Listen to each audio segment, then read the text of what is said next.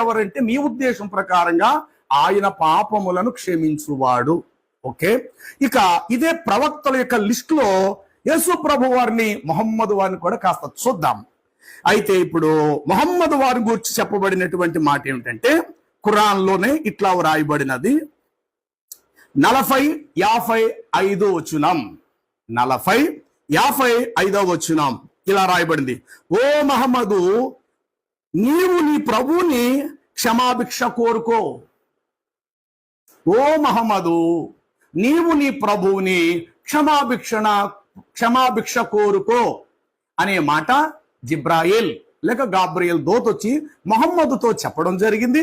వెంటనే మొహమ్మదు తన పాపముల కొరకు ఆయన దువా చేశారు, లేక అల్లాను క్షమించమని వేడుకున్నారు. ఎందుకంటే ఖురాన్ ప్రకారం అల్లా పాపములను క్షమించేటువంటి దేవుడు నీ ఉద్దేశం ప్రకారం.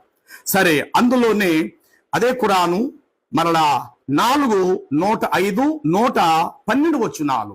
ఖురాను సూర అన్నిసా అనగా 4:105, 112 వచనం వరకు.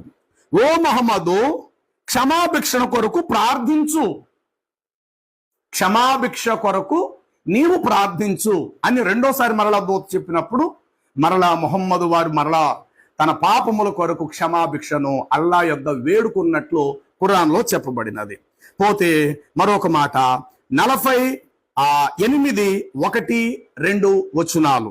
ఖురాను 48:1-2 వచనాల్లో, ఓ మహమ్మదు, నీ పాపములకు క్షమాపణ అల్లాహు దగ్గర వేడుకో అనే మాట ఖురాను 48:1-2 వచనాల్లో చెప్పబడింది.